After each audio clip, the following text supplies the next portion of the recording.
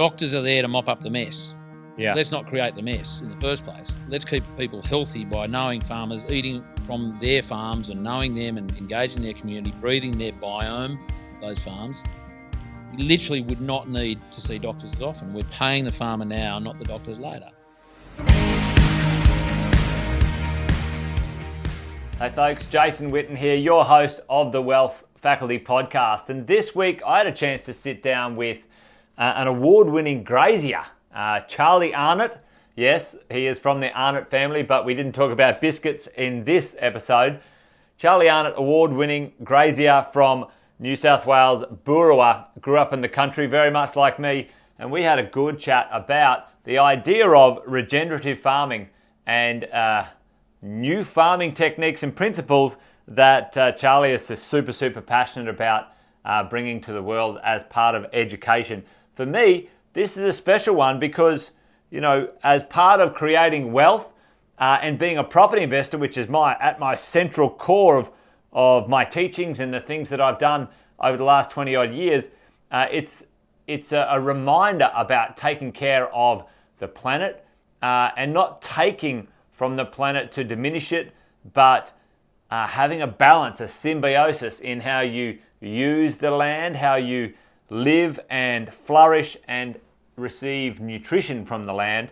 My business partner Sam Saggers is passionate about creating buildings that don't detract and destroy the planet, but add value and are carbon positive in the in their footprint. And so too Charlie is absolutely passionate about doing the same when it comes to farming. He grew up in traditional farming and realized that traditional farming was destroying the land, literally poisoning the land and taking from it. And he pioneered, in a very brave way, a new approach to creating sustainable farming, regenerative farming techniques across Australia. He is an award winner, a Bob Hawke Landcare Australia award, and is taking this message all around Australia and the world about regenerative farming and making sure we take care of not only the environment around us, but the environment inside us as we consume and eat food from these practices. Anyway, gang, hopefully that gives you a bit of an idea. It was an amazing chat. I certainly enjoyed it, and I hope you enjoy this conversation with Charlie Arnott on the Wealth Faculty this week. Take care. Charlie Arnott, welcome to the podcast. Jason, lovely to be here at the farm at Byron Bay. Well, appreciate you hosting us at your office. What a place to work. You were just telling me that you've got some office space here. You've been here for 3 years, and a lot of your passion and your work is sort of, inspired like places like the farm. But, just as we kick off on the Wealth Faculty Podcast today, a little bit of a background for those listening in. Charlie Arnott, the Arnott story. Give us the quick 30-second background, and then we can move on past it. You've said okay, let's get that out of the way. Yeah, get it out of the way. So my great-great-great-grandfather, William Arnott, he came out here in about mid-1800s. He started a biscuit factory in Morpeth near Newcastle. I think it was 1865. I'm going to get flogged for not remembering that. And with a couple of brothers, actually had different bakeries. The Hunter River flooded a couple of times. He was the only one who sort of rebuilt. Yeah. And the Scotch oven that he built in that bakery still exists there in the same building today. Still there. There you go. Owned by Stephen Arnott. Anyway, so he then moved to Newcastle, and then at some point he moved to Homebush in Sydney.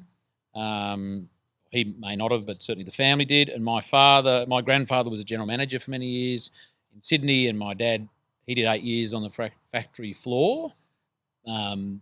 Pouring sugar out of bags and flour and that sort of stuff. And Mum used to joke that when friends would ask, "Who's this nice new bloke you're seeing?" and they were courting, she'd say, "Oh, what's he do?" And she'd say, "He sprinkles the coconuts on ice fovos," which is pretty much what he used to do. That's what it was. He did, yep. So that's my back. I didn't work in the factory. I went for a few tours and snuck the hand into the big vats of icing sugar and all that sort of stuff. As you do as a kid. Yeah, good fun. So, and really, I guess it's a nice legacy to be involved in, and it's We still eat a few of the biscuits here Yeah, and there. yeah. We're not involved anymore though. There's no relationship. No family relationship. And so, you know, for you, your childhood growing up in the country, farming, and farming in a very traditional sense, you know, part of the story today I'd love to chat to you about is, you know, regenerative farming. It's a mouthful. Techniques, say it fast, is where your passion lies now. Where did it come from? What was the realization for you, your family? Was there a moment in time it's like, we can't do it this way anymore? Was that your realization, or did you get it from somewhere else? Look, I was nudged in that direction by a few things. Millennium drought, I should say. Back in the early 2000s was pretty challenging. We were heavy chemical users at the time, right? With our cropping and also our animal production systems, you know, backlines and drenches and so on. So there was a lot of inputs, and that was something that was very normal when I grew up and university, and I did a rural science degree. So my education and experience was all around conventional farming. Yeah, which, you know, was about high input, high output, you know, external inputs, buying from other people, chemical, and relying on a lot of other people to be engaged in that business. So, look, I guess there was so it was a bit of a slow burn, to be honest. You know, I was getting a bit older. I just started just before I think it was I met my wife, my now wife. You know, I was just starting to question my values, and there was one moment I do remember very clearly I seen one of my paddocks blow away in the wind. I remember very clearly it was Downs paddock. There were crossbred ewes in there. We were feeding them grain. The wind was howling, and literally there was inches of topsoil, what was left of it, going away. So, you know, I was looking at that going, that is not something that A, I'm not very proud of, you know, and B, like, why is that happening? And it took me a while to work out that it was really about my management, or mismanagement of that landscape. So there was a slow burn, and then there was one moment I do remember looking in the local paper in the Boorowa News, and it was for a one-day course, and the course was called Profiting from the Drought.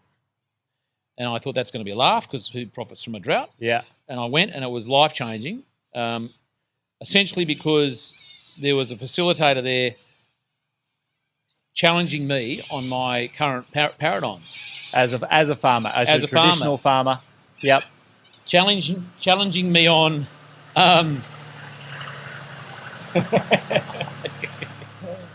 working farm. Perfect timing. Yeah, release the tractor. Challenging me on not just my practices, but also my thinking, you know, and my place in my landscape and as a manager of that landscape. And then one question he asked me, which was quite telling, was, "Are you happy?" And I said, "Well, I'm not unhappy." Yeah, which is a pretty shit sort of answer. Well, yeah, it's an interesting. I grew up in the country as well, and happiness wasn't the point. No, what's that? I remember, you know, my dad, my uncles, my granddad, all working in the country. We were beef, and happiness wasn't the point. It was like put up with it. Like it was kind of this badge of honor to put up with as much. I don't know. Maybe it's not the right word, misery, as possible. We had a loving upbringing, but you know, it's an interesting question. It's not a challenging question. It's not a KPI. No. You know, our KPIs back then were largely economic KPIs. Yes. You know, there were no environmental, ecological KPIs. There was no wellness, you know, personal, human KPIs. You know, we had an economic relationship with that landscape. And talk to me about that, because in my my limited experience in this place with, you know, the big businesses, Woolworths and others, you know, rightly or wrongly, some of the media has sort of said, well, those practices of those businesses has really sort of devalued the farming returns, and often in that space. Was there kind of that surrounding issue for you in the farm, like, you know, less return from the farm, more chemicals, maybe just poisoning the farm, you know? I guess from a internal, you know, paddock between the ears kind of view. Yes. We were commodity farmers. Mm-hmm. So we were in a marketplace and a situation and an environment.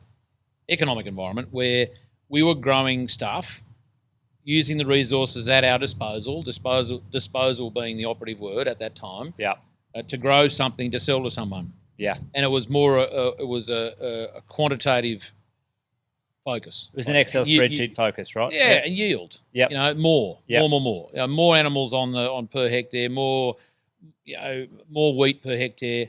There wasn't much consideration of quality. There was in so far as the more urea you put on your land, you at certain times you might be able to get a higher protein level in your wheat, which you could sell for a higher price. Right? That was a qualitative sort of consideration. Yep.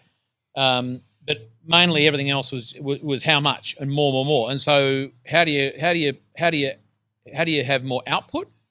Well, you put more in. That was the equation we worked on. And where did that come in from? It came from other people. It came from superphosphate. It came from urea. It came from drenches. It came from a lot of external, inputs from other people, essentially helping. Here we go again. Essentially, the conventional farming model, I have to say, is a really good model at propping up everyone else's businesses except necessarily that very business. Yeah. And the other loser in that equation is probably the consumer, the people eating that type of food. The other end of it, and from a quality point of view. So in that sort of idea, we had a moment. So I think I need to change from conventional farming to regenerative farming.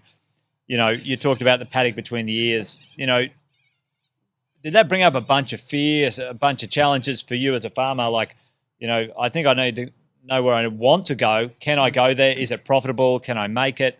For those listening in now and someone in the farming space, or even someone who's got some interest in supporting farmers in this way, can you speak to that a bit? Because I think that would be terrifying if you'd never done it before and you didn't know if it was going to work or not. It is quite, change is daunting, but it's always a good thing, I think. And in this case, I knew, or I had a pretty good idea about what I didn't want to do anymore. I didn't want to keep spraying chemical. I didn't want to see my paddocks blow away in the wind. I didn't want to keep, waking up every morning to go out and kill stuff. Yeah. Because that was my job. If it wasn't a pest, it was, if it wasn't a quick death like killing, pests on crops or some such thing, it was a slow death because, might have related more to the health of my animals because, that system that they were based in was supported by, spraying chemical on paddocks, urea on crops and all sorts of inputs again, which propped up.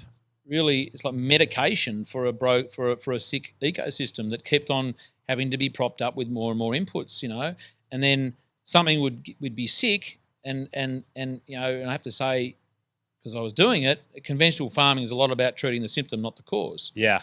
So that I guess that was the headspace I was in, and I knew I didn't want to do that anymore, and so that was one part of it, and the other part of the equation was I did a fair bit of training at about that time as well. So we're talking 15, 16 years ago, which was identifying to me a couple of things. One, it was getting me to ask myself better questions. Yeah. Like, am I happy? Yeah. Do I want to do this? Does my behaviour align with my values? Your values about yourself, your family, the planet, the future, all sorts of things. Yeah. Totally. Everything, And I mean, again, the words value or values, I should say, and congruence, and they weren't.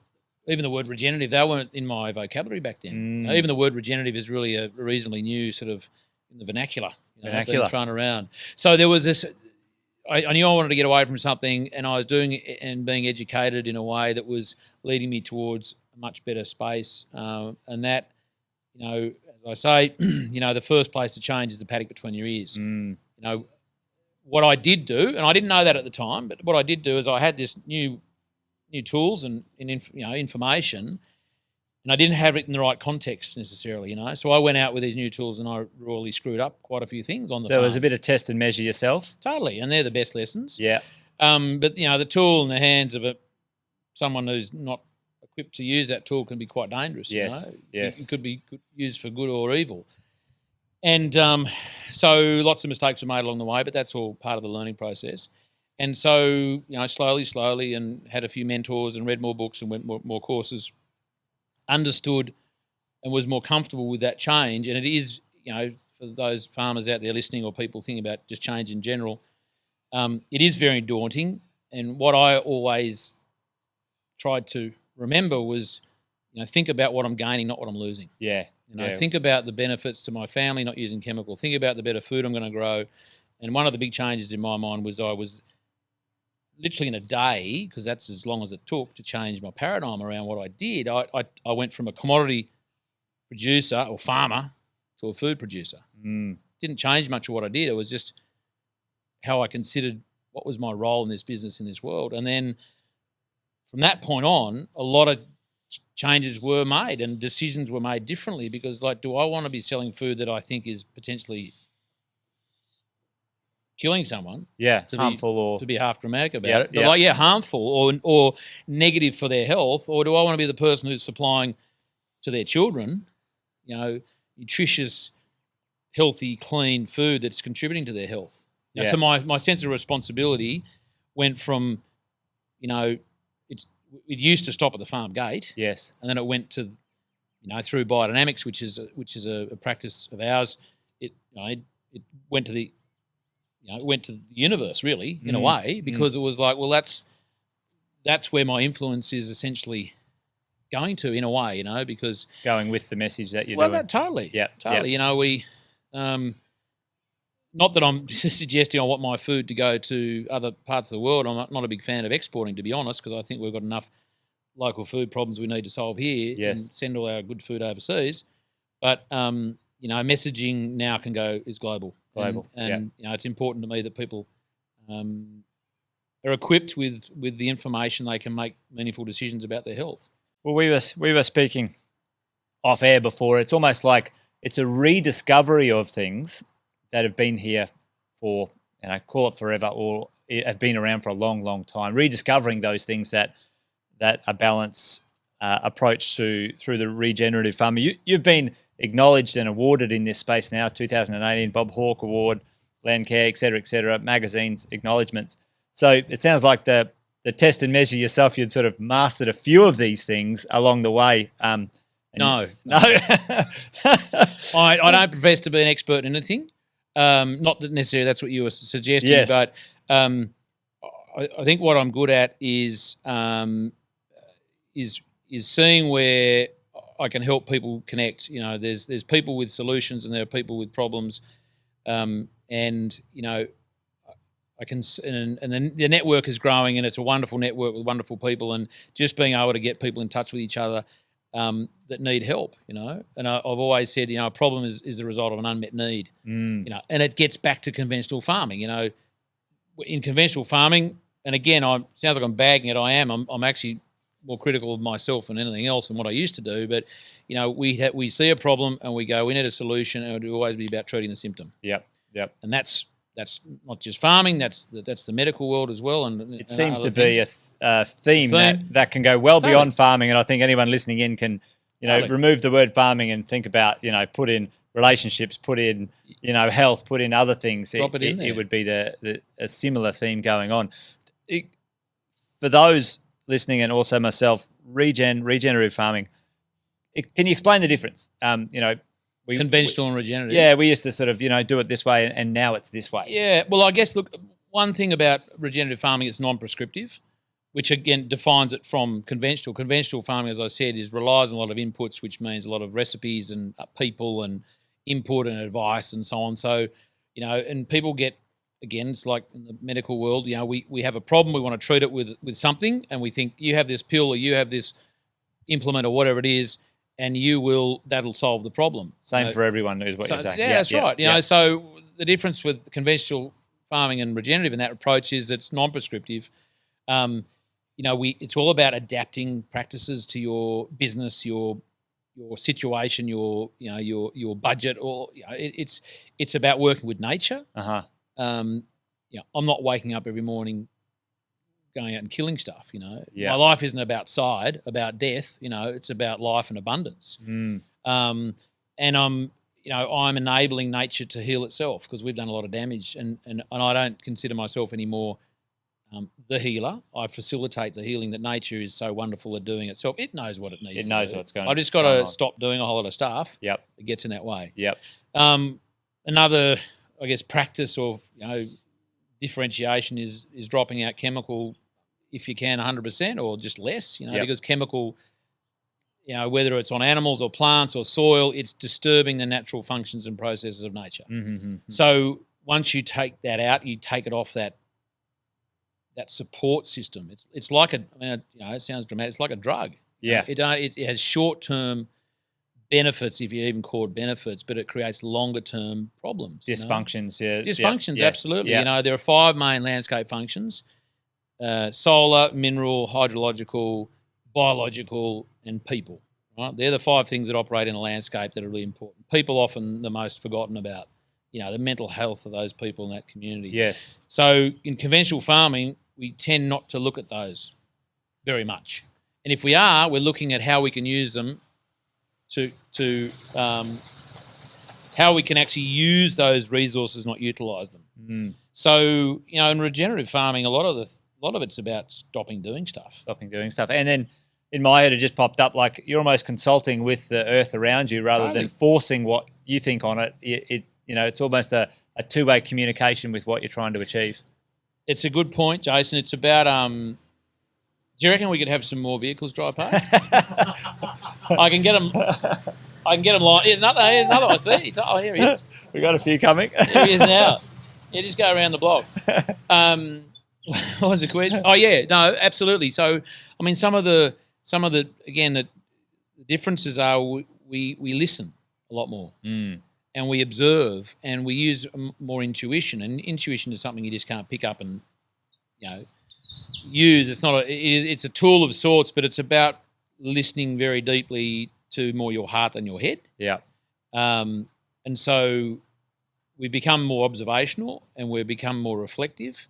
And again, it's about often it's about letting, again, natural processes take place that we would normally want to disturb. We don't want stuff growing, so we spray it and we plough it. Yeah. But, when you change your perspective and change your paradigms about the very same thing, weeds, for example, in the old conventional world that I was in, we'd see a weed and we go, I want to kill you, I want to spray you, you're dead. Invariably another weed would pop up. A different weed that couldn't be killed by that spray, you'd need another one. Another one, yeah, that's right, create another problem. Now, the difference now is that I look at that plant and I go, what's that plant telling me? Mm. It's telling me one of 3 things generally. There's a compaction in the ground, there's a mineral deficiency, or there's bare earth. Yeah.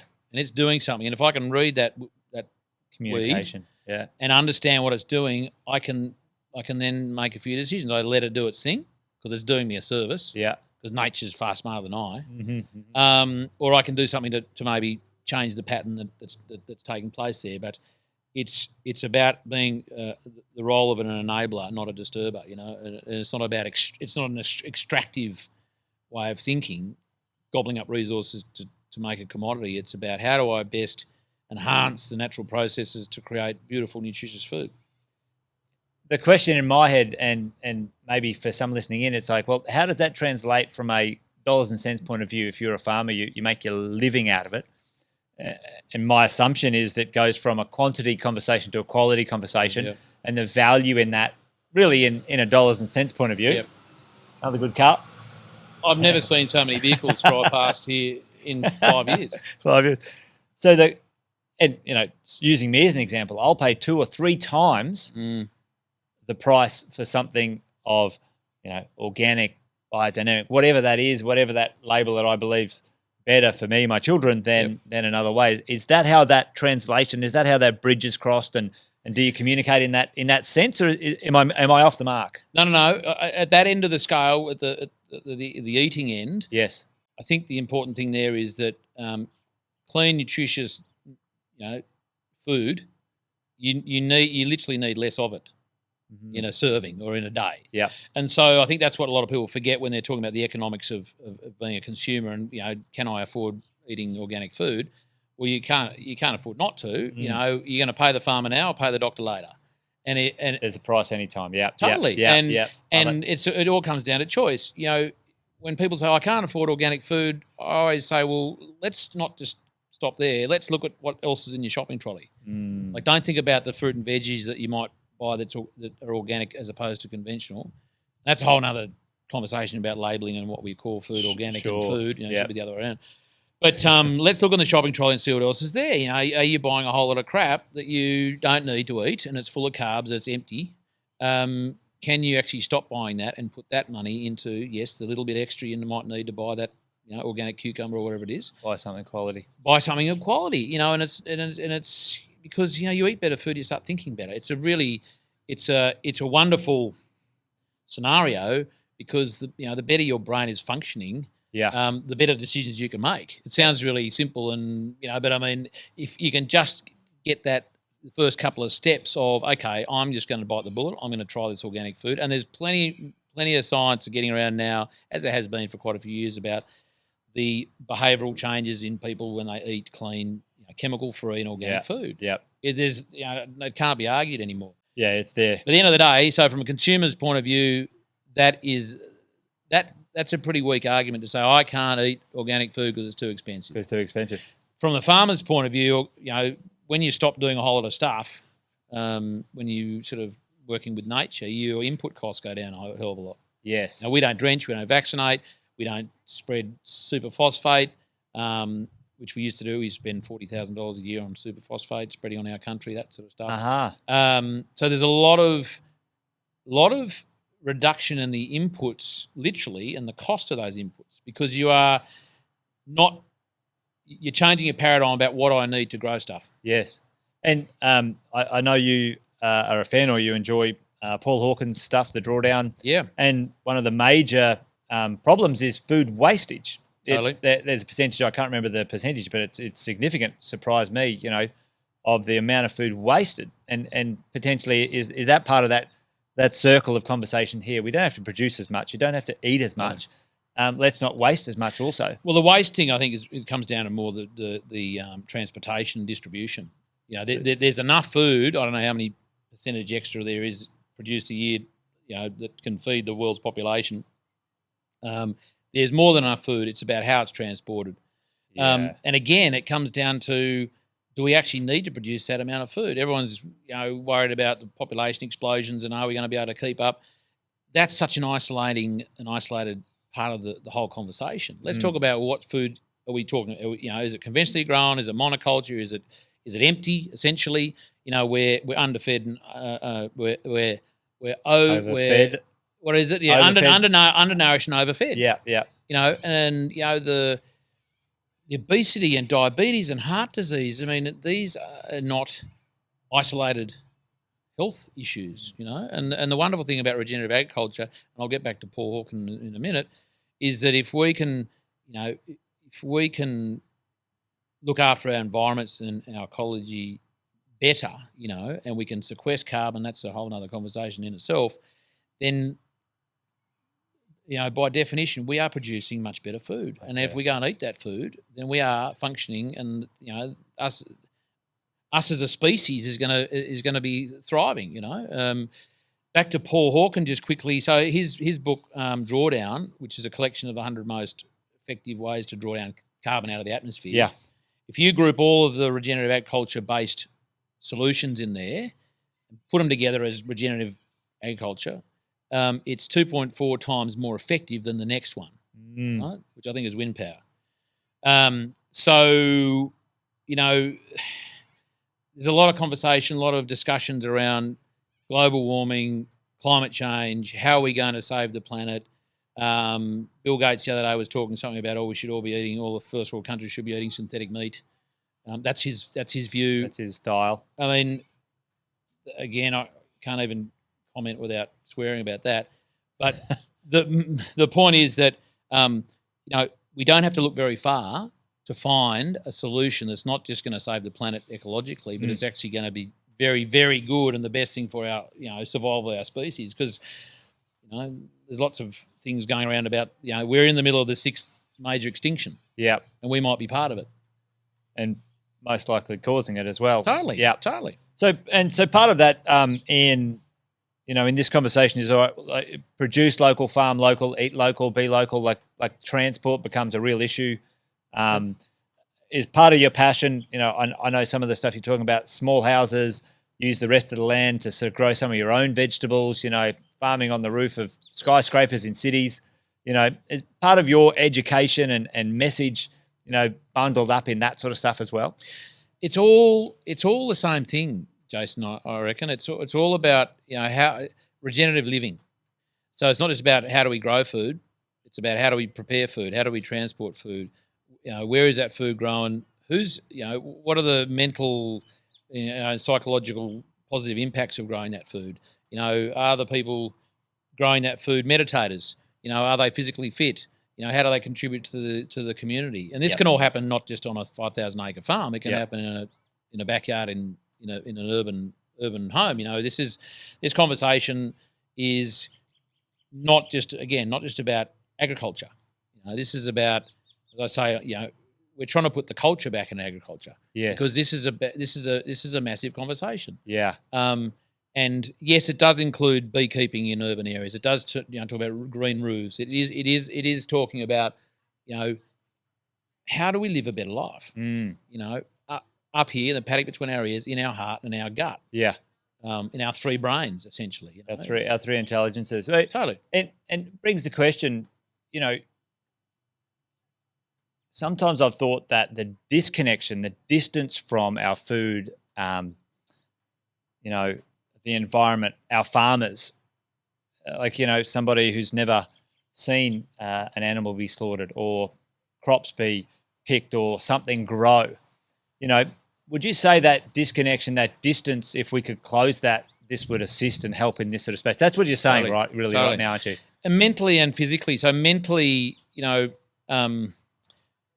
appreciating where food's from, understanding where it's from, acknowledging the work that's gone into it, acknowledging the nutrition, and, you know, why would I choose that banana over the you know, a regeneratively grown one over a conventional? You know, there's that sort of decision making side of it. There's also the physical. You know, when one steps into nature and literally breathes the biome of that environment, you know, that air that's been through the lungs of an eagle half an hour before, it's been through the leaves of that tree over there. You know, it's seeped out of the ground that morning. That brings with it an intelligence of that environment. And we are only just scraping the surface of our understanding of the way our bodies and our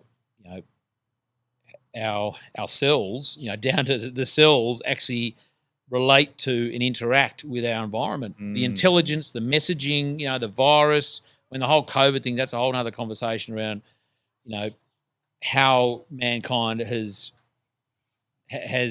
dealt with that. Yeah. You know, and what that really is. You know, we have been on this planet for, I don't know how many thousands of years, tens of thousands of years, and been dealing with viruses that whole time. And the minute that we decide that we don't want to be part of that virus or the environment that's in, that's the end of mankind, you know.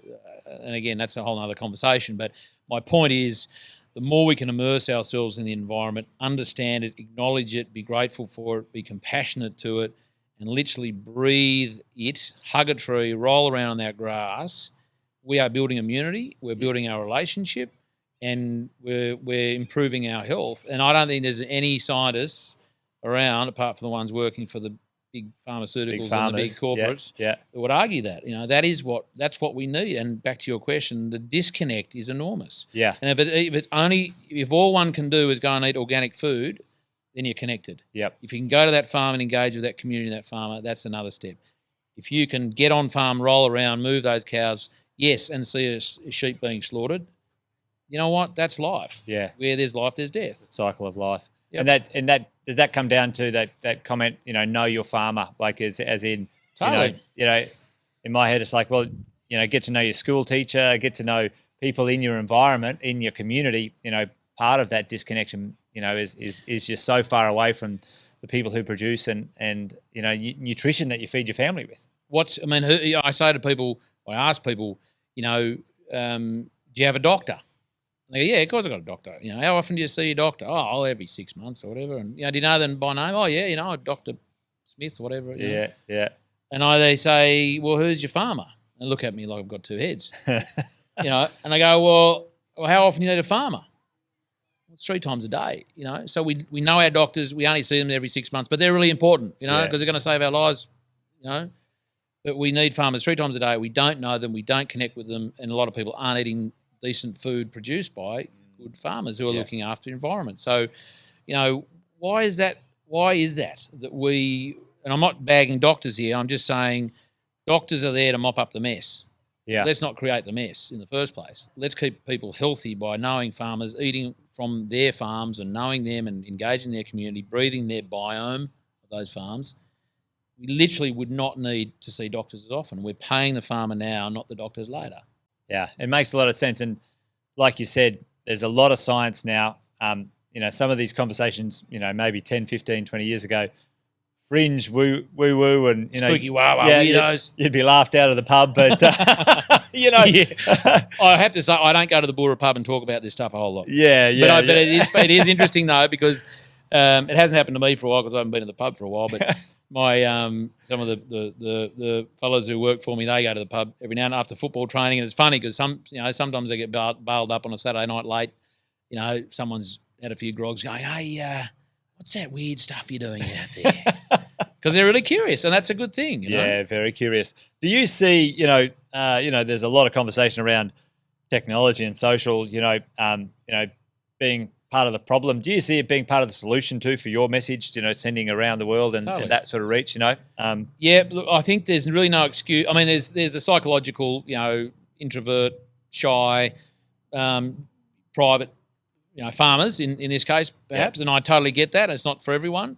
But again, if one wants to get a message out and sell the sizzle, not just the sausage, and still sell, or not even just going out there to sell, but just tell the story of what they're doing. There's all those social media platforms. We've got cameras on our phones.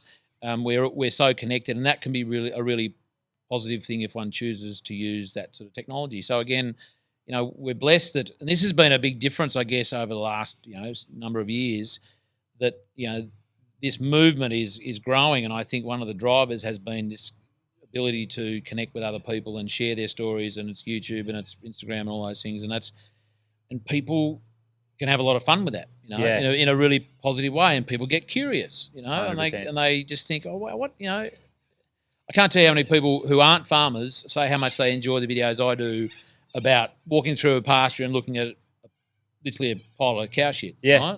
Right? To me, it's thrilling. Dung beetles, grass, infiltration, all this cool stuff from a farmer's point of view. And a lot of, they love that. And again, getting back to that previous question, Jason, about connected, that it's a way they can connect. Certainly a way to be connected. And the next step is I want to actually walk in that pasture with that farmer. Get out there and get my kids there. Yeah. Well, and little guilty pleasure of my own is, watching a YouTube video. There's a guy called the Hoof Doctor, and, growing up in the country, shoeing the, the horses and so on. I always watch one of those every day. They're out. Oh, really? It's like they were doing that, and we're putting on the shoes.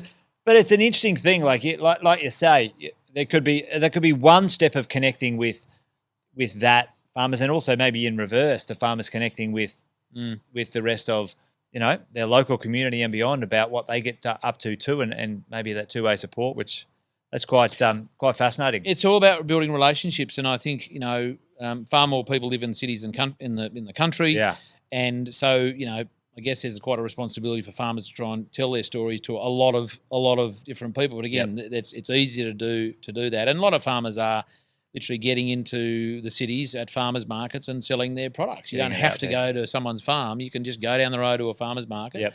There's more and more of them, and you can ask some questions, and you can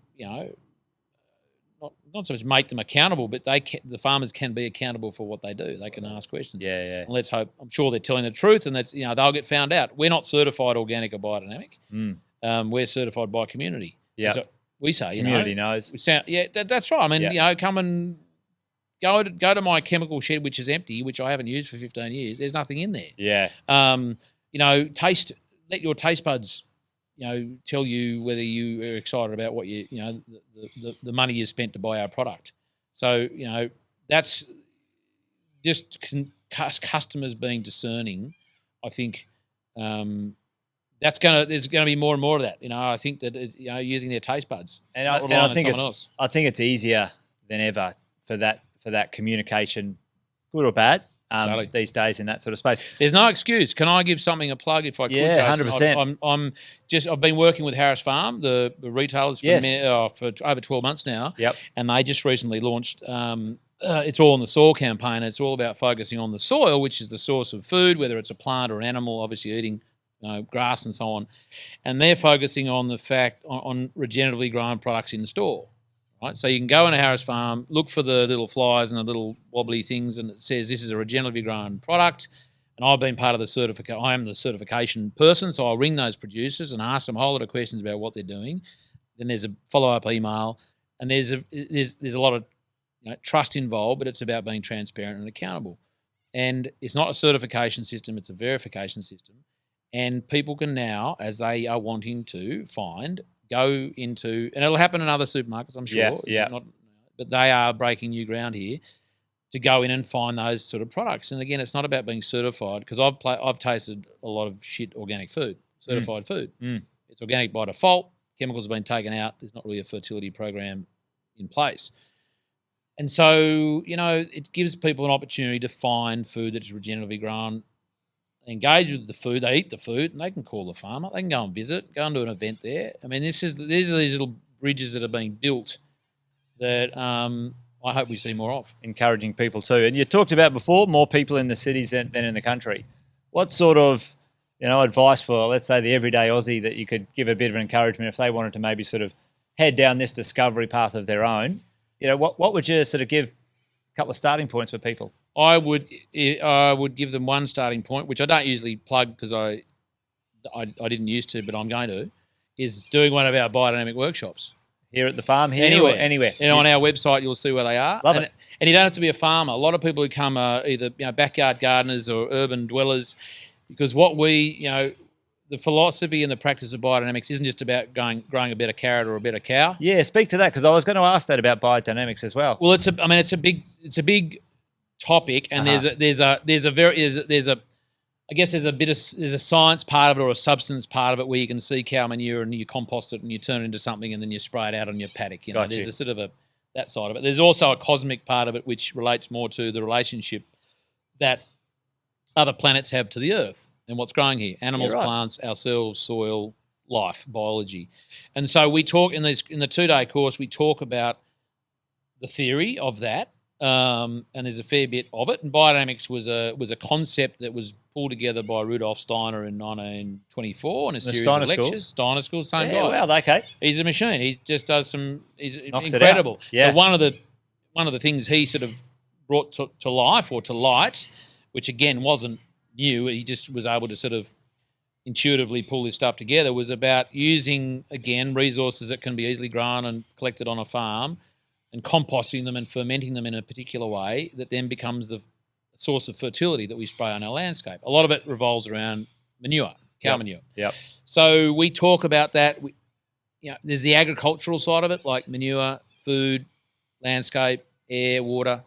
But we also focus a lot about the individual and one's place in nature, as we've just talked about. Yes. What role do we play in our purpose?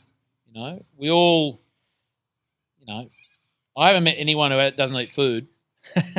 So we're all connected to food. Yeah. And those who are more connected literally by virtue of their connection with where it's being grown, they're going to be healthier. So we talk about that. We talk about food systems. We talk about how to grow better food, and we talk about how to, how to be a better person, how to form a better relationship with nature, because nature is our, in a business sense, is our most valuable business partner, and in just a living sense, it's the environment that we live. We literally breathe it. So how can we have a better relationship with the environment we're in, whether it's the backyard in Borkham Hills in Sydney, or it's at Boorowa or Byron Bay? How can we take that relationship and grow that? So that's a biodynamic course. Got that on my radar right now. Yeah, yes, absolutely. I'll see you. Yep. We have got one at Boorowa in a couple of weeks. We also, just getting asked better questions. Go to your butcher, go to your greengrocer, go to your farmer's market, ask those people who are selling you that food where it's from. Yeah. Go to a restaurant and ask for grass-fed beef. Actually, go to a restaurant and ask them, is it grain-fed or grass-fed? Sometimes I go, oh, I don't know, or it's grain fed. And when they say that, I go, oh, thank you, I'll have the fish. Mm-hmm. Like just, make people aware, that make people more accountable. And if you don't do it for you, do it for your kids. Yeah, because they're not Take going your to kids. affect. Yeah, And we don't have to wait for like we say, oh, we're doing this for our children and it's a legacy we're going to leave. It's like, that sounds great, but like bring your kids for the ride now. Like you can actually take them and make things more normal. That's probably one, the top suggestion is make growing or at least buying organic food or regeneratively grown food normal in your house. That is the biggest step you can take. Yeah. And the kids will come to you and go, why are we going in this door? We should be going in that door to that place because that's where the organic food is. Or I don't want to go to the bloody fun park this weekend. I want to go to a farm, Yep. They'll start helping in the family's decisions about where they go and the food they eat and what their activities are and essentially their own health. Sooner you connect them to nature and their surrounds, the better. And they make them more responsible for that. I have this saying, I say it every day to various people, but our job as parents is to prepare our children to leave us. Yes. Right. So when that happens, what happens after that is our responsibility. Yes, they've got to be responsible. So what do? We teach them.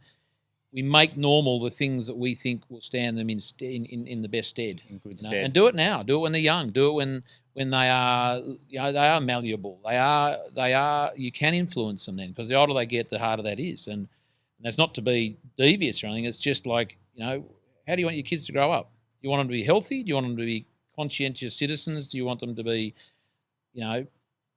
stepping closer and closer to their purpose, or do you want them to be rat bags and unhealthy and burdens to society? Yeah, and it's that, and for me, it's that understanding of connection to where you fit in the planet and how you either take from it or add back to it or make it neutral, whatever it is. I think an understanding of that from a human point of view is vital.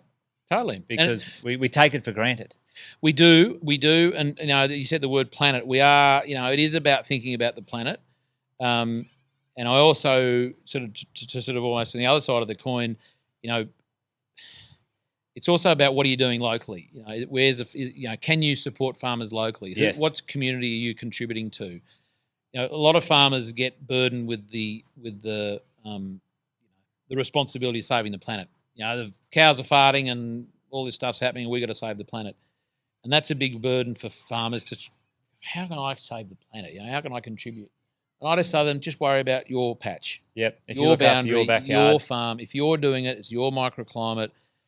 If your neighbour does that, it gets bigger. If your other bloke on the other side of town does bigger, that's as little things are literally seeds being planted around.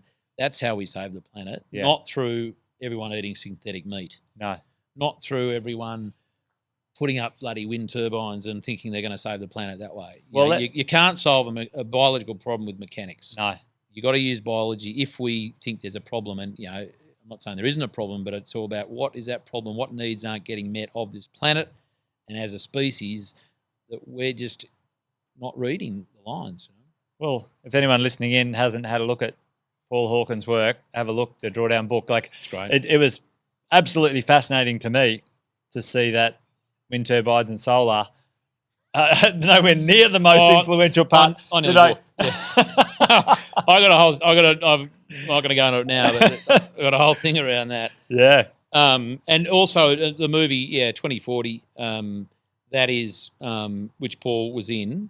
That's Damon Gamo's film. I mean, that was fascinating and fantastic because a fifth of it, because I think there's 5 or 6 sort of solutions, as it were, or approaches to helping save this planet, as it were, and one of them was regenerative agriculture. It talked about sequestering carbon, the role of ruminants in the landscape, water cycling, mineral cycling, the role of people in the landscape. Fascinating stuff. And one of the things that was actually quite good to see. I've been working with a charity called Room to Read, building schools around the world, and we've done our bit. 17 schools now, but the charity's built like hundreds of thousands of schools, which has been amazing. Wow. And part of that education process of young women, mainly around the world, is one of the big rocks as well, which was amazing. So food and and how you take care of the land, and it was quite fascinating as a paradigm shift to sort of see what's actually scientifically going to be more impactful than the other things. Yeah, like just sort of educating women, and so that how many children will they then have? What lives will they lead? And that the impact of that on so many different levels is, from what I understand, the most impactful. It's huge. George, talking about women, I'm a big believer in the of the sexes, of the genders, the women are going to be the ones who will lead the way. They already are, and actually get more done. They're far more effective than us men. We're good at doing stuff. We're good at being told, and we're getting that solution stuff. We just go, there's a problem, we'll find a solution. No, it's actually about what need. Women think about what needs aren't getting met, and also the web of connections often as well, where we're sort of sometimes laser focused, which is useful sometimes, but not necessarily all the time. We have our role, Jason, but I think the bigger role lies with them. Not to give them too much responsibility, but I think just they are nurturers. Yeah, they are more connected. They're more intuitive, and that's what I think humanity needs now if we're going to allow nature and the planet to heal itself. Mother Nature, I don't think that's a mistake in the way we've languaged it. Huh? It's not. It's not Mr. Nature. No. Imagine that. Imagine Mr. Nature. We'd be getting. I don't know what would happen then. Yeah, it's probably another. It wouldn't be fun. That'd probably another hour chat. That's another planet out there in the that's solar system. That's the on the alternative reality planet that we so that's a whole other matrix we live on. Your podcast, the Regenerative Journey season, is about to launch. Season 3. Season 3. Soon out now. Quick question for you, fan question for you. Like, who's been your most influential favourite podcast guest, or someone most influential in your journey so far? In your my own new farming journey, well, I guess. In terms of the podcast guests, I say Joel Salatin is certainly one who's been often quoted as the world's best farmer. Lovely guy. I've done some work with him a couple of years ago in Australia, and I don't know when I'll get to his farm now, but in the States. But he's definitely. If you haven't heard of Joel, Google Polyface Farms. Incredible stuff. Such a wonderful journey and story. David Marsh, who's a family friend from Boorowa, he's just a wonderful mentor. Such a lovely fella and very humble man. Charlie Massey, who wrote the book The Call of the Reed Warbler. Anyone who wants to get their head in the space with this stuff, with a really compelling read. It's a big read, but it's a big story. Call of the Reed Warbler by Charlie Massey. He's amazing. Who else? Damon Gammo. That was a wonderful interview. I'm in season 3. I've got David Pocock, the Australian rugby captain and legend. Libby Weaver. I haven't interviewed yet, but I'll hope you're catching up with Libby next week. Cindy O'Meara. So Libby and Cindy are similar in that they're in the health space, nutrition. Wonderful girls. Lovely. Who else? Maggie Beer. I'm hoping you're lining up an interview with her in South Australia. Neil Perry in a couple of weeks' time. Neil, I'm coming after you. Who else? Yeah. So really, I'm interviewing not just farmers, but pretty much anyone, because it all comes back to food, health, relationship with the environment. So meditators, doctors, nutritionists, farmers. It's not hard to sort of draw people back to food. Anyone who eats food, Jason. Like you said, it's usually 3 times a day, and we're connected totally, to our farmer more than our doctor. So that's it. And the whole point of the exercise and the podcast is to identify how we are. So food is the centre of really our lives, and our connection to nature should be more of a consideration. And there are so many wonderful stories to tell. It's about everyone has a regenerative journey.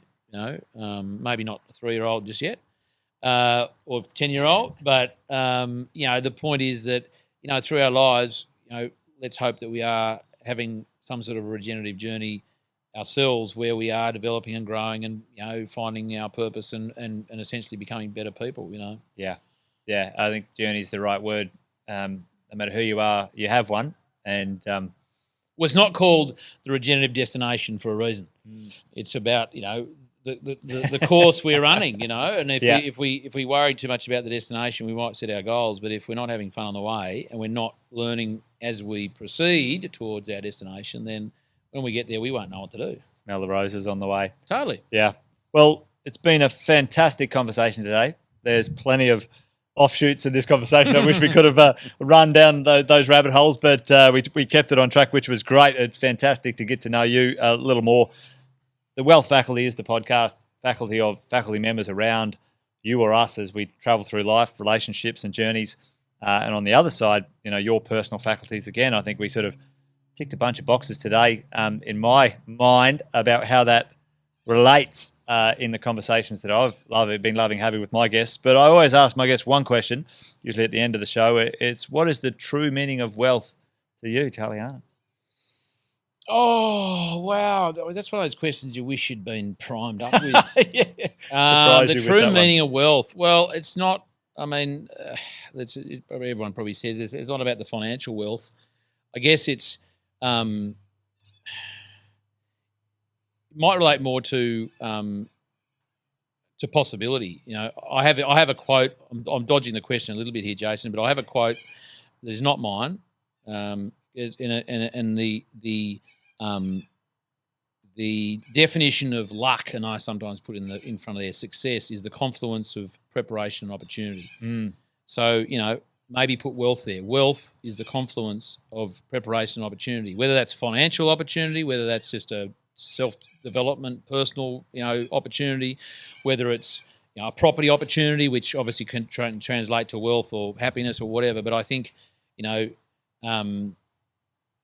that's something that I'm getting better at is, because there is a world of opportunity if we just open our eyes and we are prepared to take those opportunities. And that's, making sure we know what we want. Yeah. And why we want it. And if we are prepared, we do the homework, whether it's looking at property and wondering where I'm going to invest my money and how am I going to increase my wealth, be clear on that.